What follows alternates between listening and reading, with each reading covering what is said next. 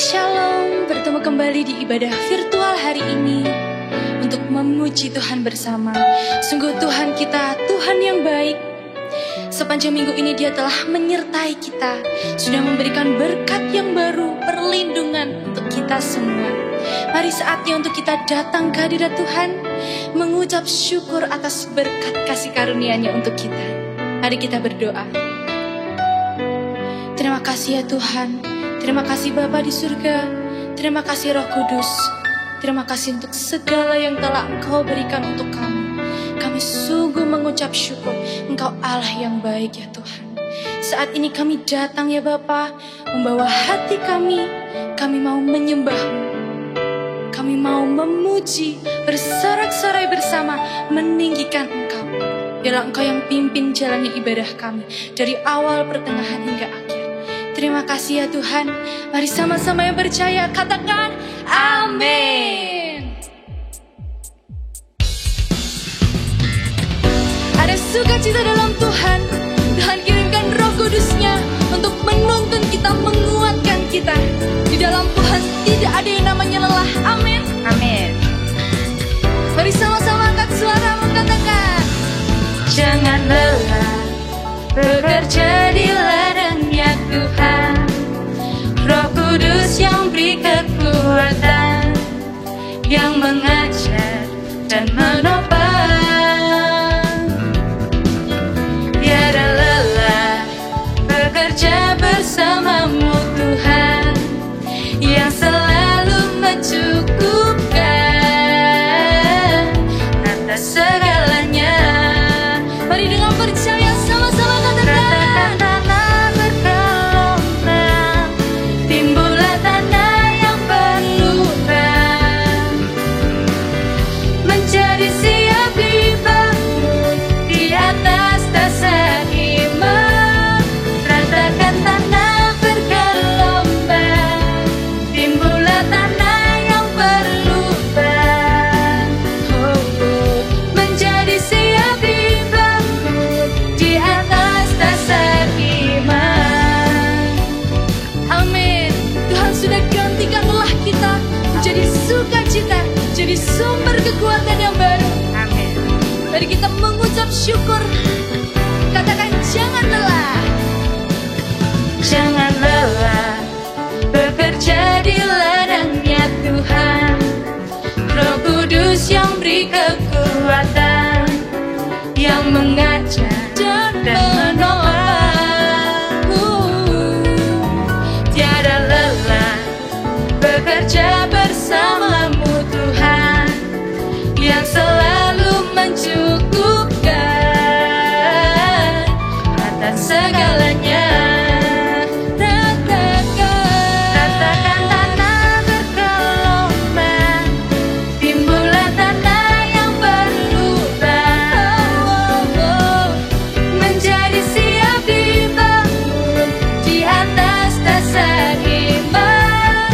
Ratakan tanah bergelombang, timbullah tanah yang berlubang, menjadi siap dibangun di atas dasar iman. Ratakan tanah bergelombang, timbullah tanah yang berlubang, menjadi siap dibangun di atas dasar iman. Ratakan tanah bergelombang, timbullah tanah yang berlubang, menjadi siap dibangun di atas dasar iman. Katakan menjadi siap dibangun di atas dasar iman.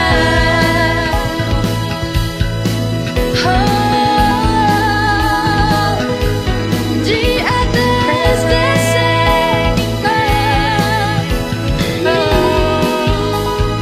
Mari berikan sorak-sorai kemuliaan bagi Raja di atas segala raja. Haleluya. Haleluya. Terima kasih ya Tuhan. Mari biarkan Roh Kudus masuk ke dalam hatimu. Percayalah dalam setiap musim hidup kita. Kita tidak pernah sendiri, sebab kita punya Roh Kudus yang selalu menguatkan kita. Roh Kudus berdoa bagiku, pada Allah yang selidiki hatiku, dengan keluhan yang tak terucapkan. Roh Kudus berseru untukku, Roh Kudus indahkan doaku. Mari sama-sama angkat suaramu. Ku tahu Allahku turut bekerja di dalam segala perkara untuk mendatangkan kebaikan di hidupku.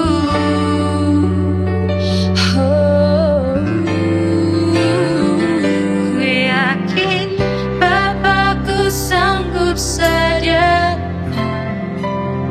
yang tiada menjadi ada, tiada yang mustahil bagi Dia.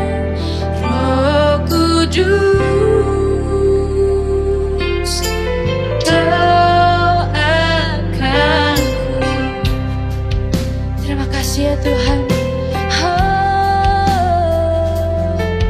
Biarlah Roh Kudus selalu doakan kami.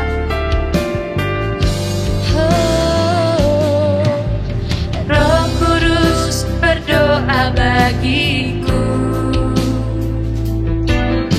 pada Allah yang selidiki hatiku, dengan keluhan yang tak terucapkan. Roh Kudus berseru untukku, Roh Kudus indahkan doaku.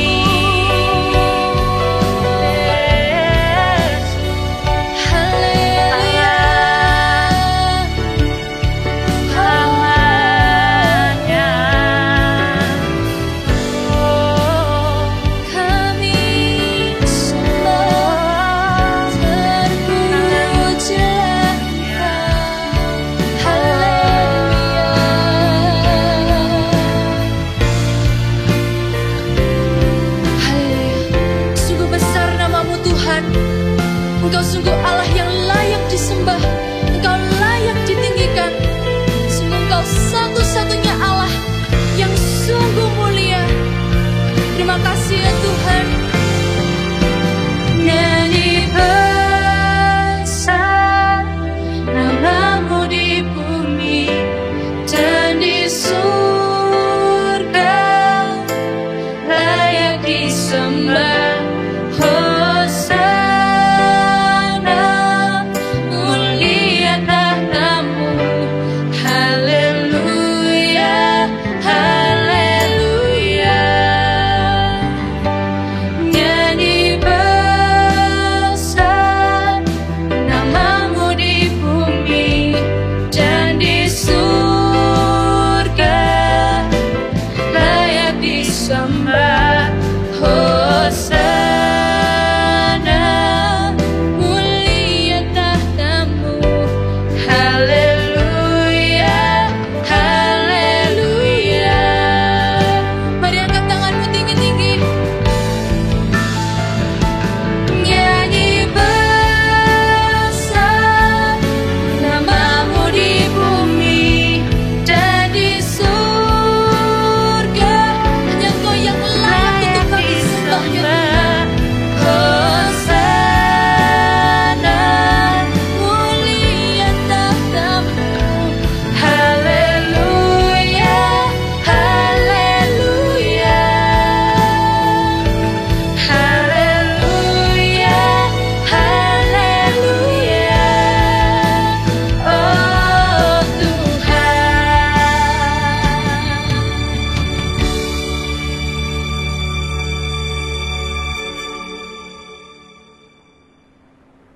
Shalom Bapak Ibu Saudara sekalian yang dikasihi dalam Tuhan Yesus Kristus. Tidak terasa kita ada di bulan ke-7, yaitu bulan Juli. Di bulan Juli ini Gereja Yesus Gembala punya satu tema yang baru, yaitu umat pemenang. Kita percaya setiap kita telah dibebaskan, telah dimenangkan oleh karena kasih Tuhan. Kita dimenangkan dari kutuk dosa, kita dimenangkan dari kelemahan-kelemahan kita yang membelenggu kita sehingga kita tidak berbuah. Dan di bulan Juli ini kita akan belajar bagaimana kita ini tahu bahwa kita adalah umat-umat pemenang. Diambil dari kitab 1 Korintus pasal yang ke-15 ayat ke-57 dituliskan demikian. Tetapi syukur kepada Allah yang telah memberikan kepada kita kemenangan oleh Yesus Kristus Tuhan kita. Kita tahu bahwa kita ini menang bukan karena perjuangan kita saja, tetapi terlebih karena kasih karunia Tuhan. Dia menang di salib sehingga setiap dosa, setiap belenggu, setiap yang mengikat kita dilepaskan dan kita menjadi umat pemenang di dalam Tuhan. Mari kita siapkan hati, kita berdoa mendengarkan firman Tuhan pada kesempatan ini. Bapak terima kasih pada kesempatan kali ini, biarlah hamba-Mu yang sudah mempersiapkan firman Tuhan, berkati dengan urapan-Mu, berkati hamba-Mu untuk berbicara sesuai hati-Mu. Berkati kami para umat pemenang untuk memenangkan pertandingan di dalam kehidupan kami. Dan setiap kami ini boleh mendapatkan kelegaan, mendapatkan kekuatan baru. Berkati umat-Mu dengan hati seperti tanah yang subur, hati yang siap menerima firman Tuhan, sehingga saat firman Tuhan jatuh dalam tanah hati kami, kami akan berbuah berkali-kali lipat di dalam setiap perbuatan kami. Dalam nama Tuhan Yesus Kristus, kami sudah berdoa dan mengucap syukur. Haleluya. Amin.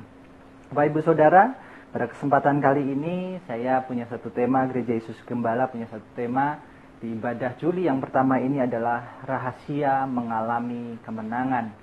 Setiap kita pasti seringkali mengalami pergumulan dalam kehidupan kita. Kita mengalami mungkin capek, kita mengalami kelelahan, kita mungkin sedang menghadapi sesuatu yang mungkin aduh kok rasanya dalam kehidupan ini kita perlu yang namanya kemenangan, kita perlu mengatasi segala tantangan kita. Nah, ada rahasia bagaimana kita mengalami kemenangan bersama Tuhan kita. Karena kemenangan itu dianugerahkan bagi umatnya yang percaya, umatnya yang mau berubah, umatnya yang mencintai Tuhan. Maukah Bapak Ibu Saudara menang bersama Tuhan? Pertanyaannya adalah itu. Dan saat kita berkata, ya Tuhan aku mau, maka mari kita alami kuasa Tuhan, mari kita alami mujizatnya, mari kita alami kasih anugerahnya, sehingga kemenangan dianugerahkan dalam kehidupan kita. Bukan saja kita sebagai penikmat, tetapi kita sebagai pelaku kemenangan bersama Tuhan Yesus Kristus. Maukah Bapak Ibu Saudara menang bersama Kristus? Mari kita buka di dalam kitab 1 Korintus pasal 9 ayat 24, 25, 26, dan 27 dikatakan demikian. Tidak tahukah kamu bahwa dalam gelanggang pertandingan, semua peserta turut berlari, tetapi bahwa hanya satu orang saja yang mendapat hadiah. Karena itu larilah begitu rupa sehingga kamu memperolehnya. Tiap-tiap orang yang turut mengambil bagian dalam pertandingan menguasai dirinya dalam segala hal. Mereka berbuat demikian untuk memperoleh satu mahkota yang fana, tapi kita untuk memperoleh satu mahkota yang abadi. Sebab itu aku tidak berlari tanpa tujuan, dan aku bukan petinju yang sembarangan memukul. Tetapi aku melatih tubuhku, menguasai seluruhnya, supaya aku memberitakan Injil kepada orang lain, dan jangan aku sendiri ditolak. Ada surat Rasul Paulus kepada murid-murid di Korintus, di mana Rasul Paulus mengatakan bahwa hidup itu adalah pertandingan. Hidup itu harus mengalami kemenangan. Tapi kemenangan macam apa yang harus kita alami? Nah, ini yang kita mau gali supaya kita jangan sampai masuk dalam pertandingan yang salah, mendapatkan mahkota yang fana, tetapi kita justru melepaskan mahkota abadi kita. Dalam kehidupan kita, Bapak Ibu Saudara, setiap kita pasti mengalami pertandingan, karena hidup kita ini adalah diibaratkan sebagai pertandingan. Hal yang pertama yang saya ingin bawakan adalah mengenai bagaimana kita berlatih dalam kehidupan kita sehari-hari. Latihan seringkali menjadi bagian dalam kehidupan kita yang itu tidak nampak, Bapak Ibu Saudara. Tapi dalam ketidaknampakan itu justru ada sesuatu yang Tuhan kerjakan saat kita mau setia berlatih, saat kita mau melakukan sesuatu yang tidak terlihat oleh orang lain, tetapi itu melakukan sesuatu yang baik di hadapan Tuhan. Saya ingat satu kali saya mendengarkan wawancara seorang petenis nomor 1 dunia yang bernama Novak Djokovic. Dia adalah orang Serbia, dan pada waktu itu Serbia ada dalam masa perang, masa dia kecil. Dan masa dia kecil, dia ini selalu berlatih tenis. Dan dia cerita bagaimana, ditanya oleh wartawan, bagaimana engkau berlatih tenis saat masa peperangan? Novak menjawab, pada waktu aku sebagai anak umur 9 tahun, pada waktu aku berlatih itu negaraku sedang mengalami peperangan. Pada waktu itu aku mendengarkan bunyi tembakan, aku mendengarkan bunyi suara peluru dan macam-macam yang mungkin mengganggu bagaimana aku untuk berlatih. Pada waktu itu aku berlatih masuk dalam satu kolam renang yang tidak diisi air, dan disitulah aku berlatih bersama pelatihku melawan tembok. Dia setia untuk melatih bagaimana pukulannya terhadap tembok. Dan ternyata Bapak Ibu Saudara, kisah-kisah latihan seperti ini jarang sekali kita dengar, dan jarang sekali kita ketahui mengapa seorang Novak Djokovic menjadi seorang petenis nomor 1. Dan pada waktu dia jadi nomor 1 pun, dia tetap berlatih sehari 6-8 jam di bawah pengawasan pelatihnya. Kita lihat bahwa latihan itu seringkali tidak ditonton, tetapi justru latihan itu adalah hal yang penting. Satu kali saya juga melihat satu atlet bernama Cristiano Ronaldo. Cristiano Ronaldo ini adalah atlet yang mendapatkan penghargaan pemain terbaik yang banyak. Dia adalah pemain yang sampai umur tua dia masih bisa berkiprah di Eropa sebagai pesepak bola yang kuat dan yang produktif. Dan ternyata Cristiano Ronaldo ini melatih dirinya begitu rupa lebih keras daripada orang lain di sekitarnya. Rata-rata pesepak bola umur 33, umur 34 tahun, keadaannya sudah menurun. Tapi Cristiano Ronaldo pada waktu umur 36 tahun, dia dites dan kesehatannya, fitnessnya, itu sama seperti dengan orang yang 20 tahun. Dan orang ini bingung bagaimana bisa seperti itu. Ternyata program latihanlah yang membentuk Cristiano Ronaldo menjadi seorang yang kuat. Dalam kehidupan kita, Bapak Ibu Saudara, bagaimana yang kita hadapi, bagaimana yang sedang kita kerjakan. Apakah kita senantiasa berlatih dalam kehidupan kita, itu merupakan sesuatu yang mungkin mengasah kemampuan kita, mengasah stamina kita secara kita nggak sadari. Secara rohani, Bapak Ibu Saudara, sudahkah kita melatih kehidupan rohani kita? Bagaimana pola doa kita? Bagaimana pola baca Alkitab kita? Bagaimana pola saat teduh kita?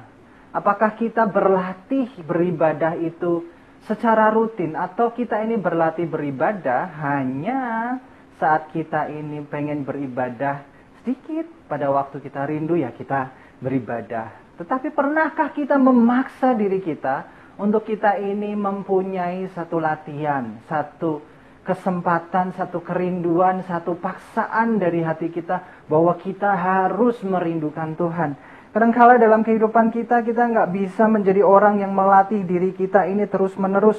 Tetapi kita seringkali menjadi orang yang bosan dalam kehidupan kita. Pada waktu beberapa lama yang lalu saya mengalami berat badan saya naik agak banyak. Dan kemudian saya seringkali badan itu rasanya capek, rasanya nggak bersemangat. Kemudian saya mulai melatih diri saya, melatih bangun lebih pagi. Dan pada waktu setelah saya bangun, saya berdoa. Dan setelah berdoa, saya melatih diri saya untuk berjalan pagi, lari pagi, untuk melatih diri saya berolahraga. Dan pada waktu awal-awal saya melatih diri saya ini, jalan pagi dan lari pagi, baru beberapa saat, itu rasanya badan sudah capek, badan sudah letih. Dan kemudian lama-kelamaan, saya tetap menjalani pola latihan saya. Kemudian sekarang saya bisa mencapai mungkin 3 kilo, 3,5 kilo itu dalam 22 menit, 23 menit Bapak Ibu Saudara. Menarik sekali saat kita ini peduli akan latihan kita. Latihan badan itu dikatakan terbatas gunanya, tetapi latihan ibadah, melatih diri kita beribadah itu tidak terbatas. Kalau kita bisa melatih diri kita secara jasmani dan kita bisa lihat bagaimana hasilnya, bagaimana saat kita melatih kerohanian kita. Karena apa yang kita lihat itu terbatas dan apa yang tidak kita lihat itu justru tidak terbatas. Dan kalau kita melatih badan kita saja maka ada batasnya. Tetapi ibadah kita, kerinduan kita jika kita latih akan menghasilkan sesuatu yang sangat tidak terbatas dalam kehidupan kita. Hal yang kedua Bapak Ibu Saudara, setiap kita pasti ada di dalam sebuah pertandingan. Karena dikatakan dalam 1 Korintus pasal 9 ayat yang ke-25a. Tiap-tiap orang mengambil bagian dalam pertandingan, menguasai dirinya dalam segala hal. Kita ini ada dalam masa kita ini bertanding dalam kehidupan kita. Pertandingan kita ini kalau kita ibaratkan dalam sebuah lari, maka kita bukan pertandingan sprint, tetapi pertandingan yang panjang sekali. Masa hidup kita ini 80 tahunan Bapak Ibu Saudara, kalau Tuhan memberikan umur panjang. Dan itu adalah waktu yang cukup lama untuk kita tempuh. Selama kita hidup, bagaimana kita melatih diri kita dalam sebuah pertandingan itu penting. Tetapi tidak kalah pentingnya adalah kita menjalani pertandingan di dalam apa yang kita lalui. Ya, saya sudah ceritakan mengenai bagaimana Novak Djokovic, Cristiano Ronaldo itu berlatih. Tapi latihan mereka ini hanya sebagai dasar saat mereka ini bertanding. Pada waktu mereka bertanding, mereka mempraktekkan ilmu yang mereka pelajari saat berlatih. Bagaimana otot-otot itu mulai mengingat yang namanya gerakan-gerakan. Dan pada waktu itu, mereka menjadi biasa akan sebuah keadaan, sebuah hal yang biasanya ada dalam pertandingan. Dan mereka siap untuk bertanding. Maka dikatakan Paulus dia menguasai dirinya dalam sebuah pertandingan. Dalam pertandingan tinju terlebih lagi Bapak Ibu Saudara, seorang bisa kalah hanya karena emosinya. Pertandingan tinju profesional bisa sampai 12 ronde. Tetapi saat seorang petinju itu kehilangan kesabarannya, pengendalian dirinya, dia memukul dengan membabi buta, maka yang terjadi adalah staminanya turun dengan sangat cepat. Dan saat staminanya turun dengan sangat cepat, kemudian dirinya akan mengalami kelelahan. Sama juga saat kita menjalani kehidupan kita. Kita ada dalam pertandingan lari estafet, lari maraton kehidupan kita, lari yang panjang. Dan kemudian kita ini lari kencang, tetapi kita nggak mempersiapkan untuk masa yang lama. Maka yang terjadi adalah kita sering kelelahan dalam kehidupan kita. Kita sering mengalami capek. Dalam sebuah pertandingan lari terutama.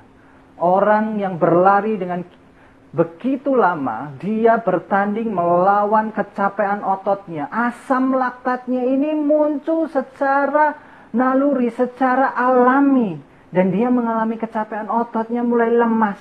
Saya melihat ada orang yang lari maraton, setelah dia lari maraton ternyata begitu sampai finish dia langsung terduduk.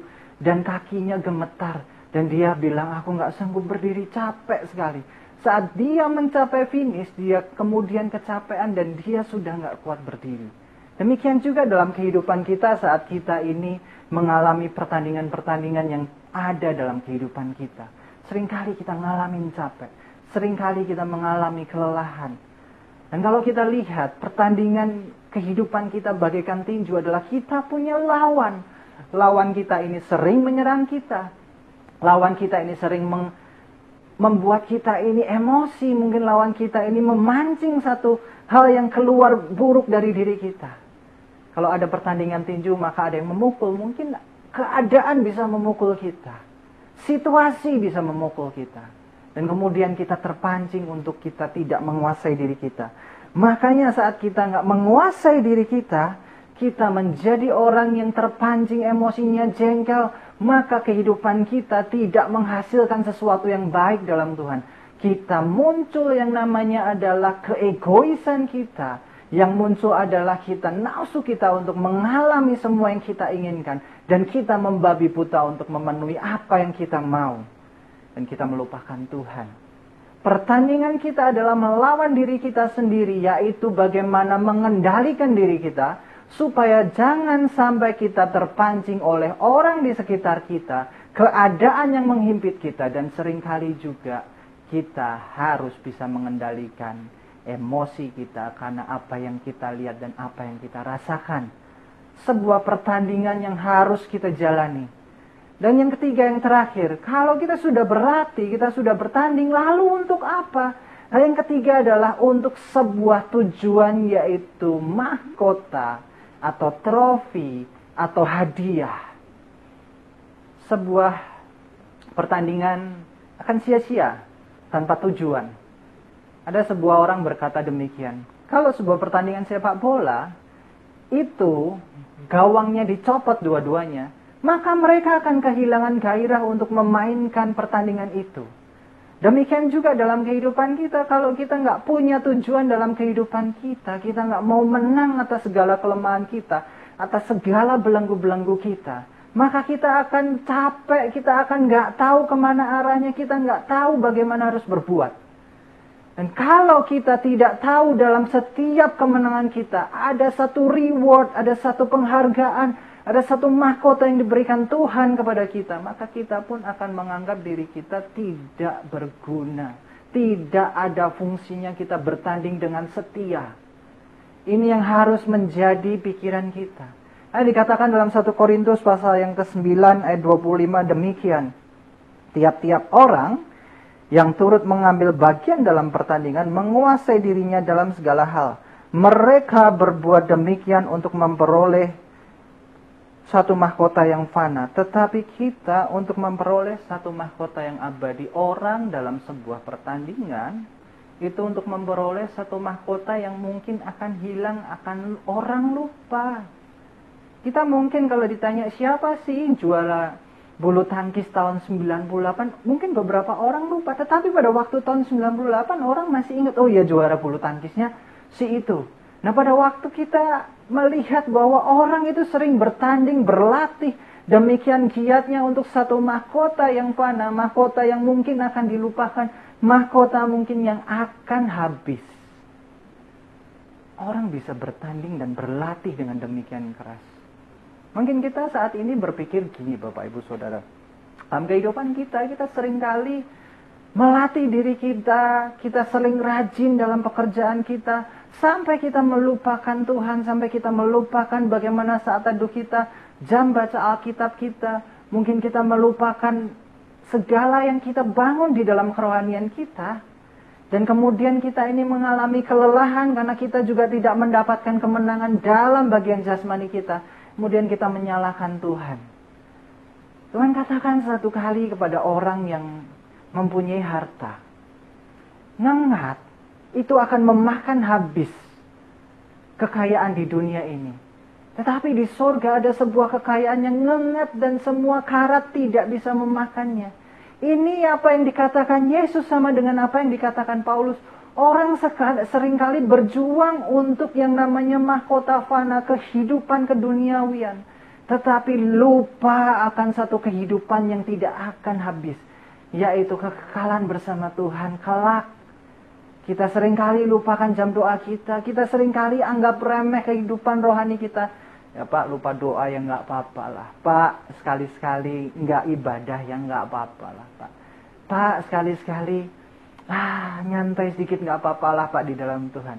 Kalau kita mulai membiasakan diri kita tidak rajin dan tidak waspada di dalam kehidupan kerohanian kita, maka kita akan kehilangan sebuah mahkota kehidupan. Suratnya Paulus kepada Timotius mengatakan dengan jelas bahwa latihan badani itu terbatas gunanya.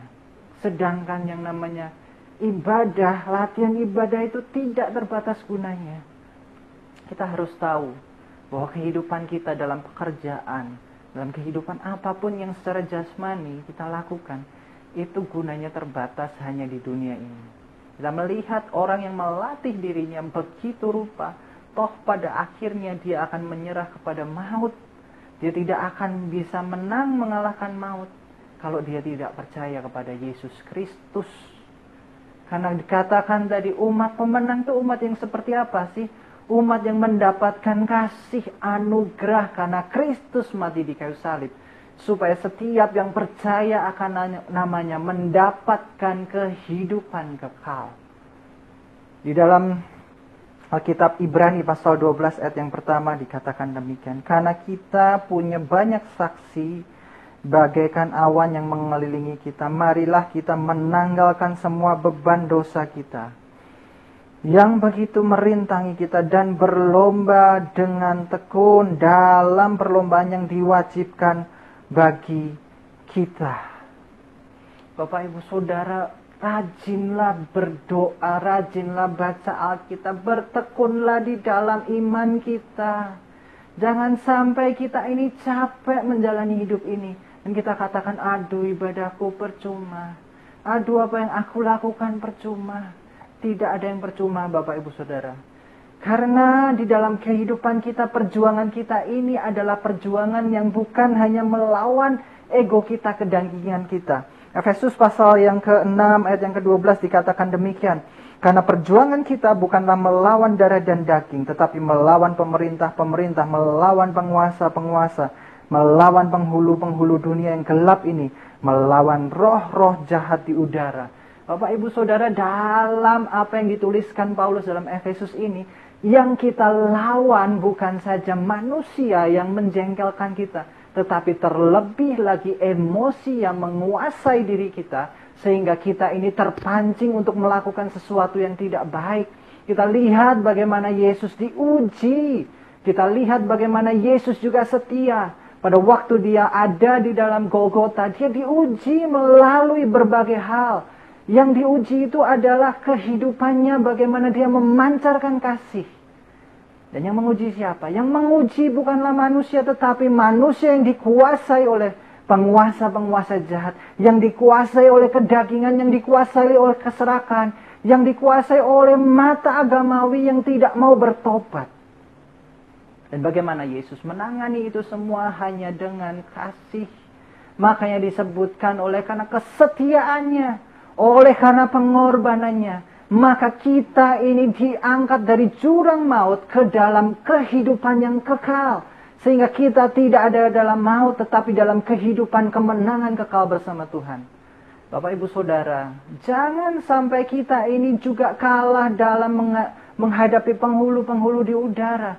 Menghadapi penguasa-penguasa jahat. Yang saya maksud di sini bukanlah iblis yang berbentuk buruk, yang menakutkan, tetapi emosi yang merasuki kita sehingga kita ini melupakan Tuhan, kita menganggap remeh Tuhan, dan kita juga melupakan jam di mana kita harus membangun relasi bersama Tuhan.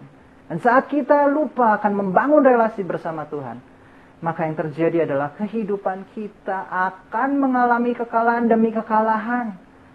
Dalam Alkitab juga disebutkan bukan orang yang mampu yang dipilihnya, tetapi semua orang yang mau percaya itu dipilih dan diberikan satu kemampuan oleh Tuhan. Dimampukan.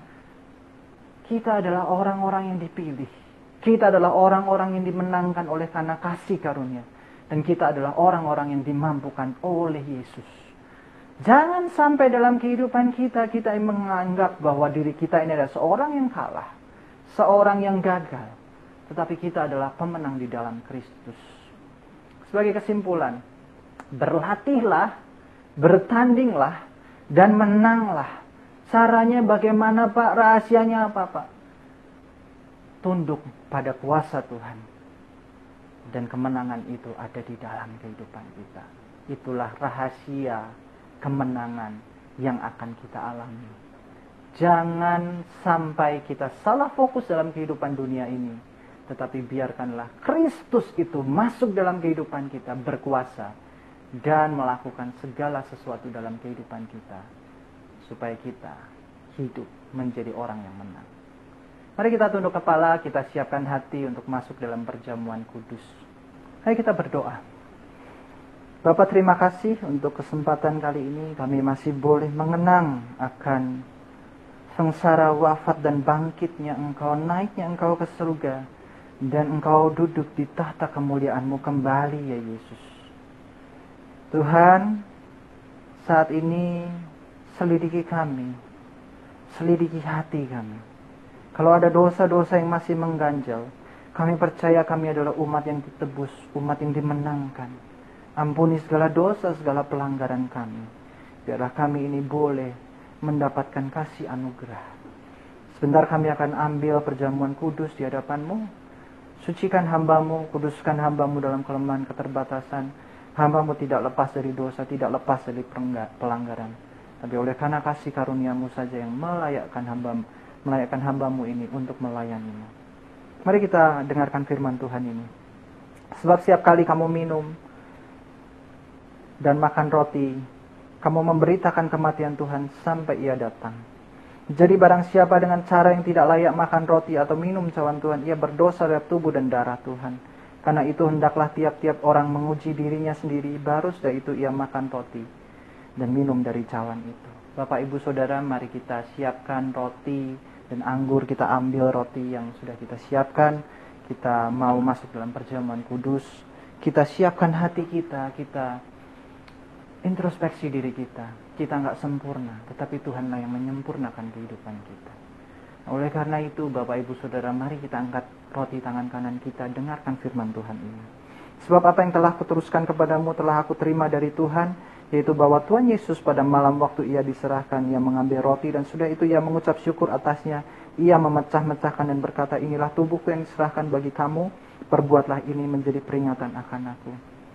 Mari kita berdoa. Tuhan, kami percaya bahwa roti yang kami pegang adalah tubuh Kristus. Tubuh yang memberikan kami kemenangan di dalam kehidupan dunia kami. Akan segala yang menguji kami. Kuatkan kami Tuhan dalam ujian jasmani kami. Kami yang sakit Tuhan sembuhkan. Kami yang dalam pekerjaan ada permasalahan Tuhan, beri kami hikmat. Tuhan, kami yang sedang dalam kelelahan, kami putus asa, putus pengharapan. Tuhan, berikan kami pengharapan yang baru. Karena Engkau, oleh bilur-bilur-Mu, maka kami dipulihkan, disembuhkan. Maka Bapak, Ibu, Saudara percaya bahwa roti yang kita pegang adalah tubuh Kristus. Mari kita makan di dalam nama Yesus.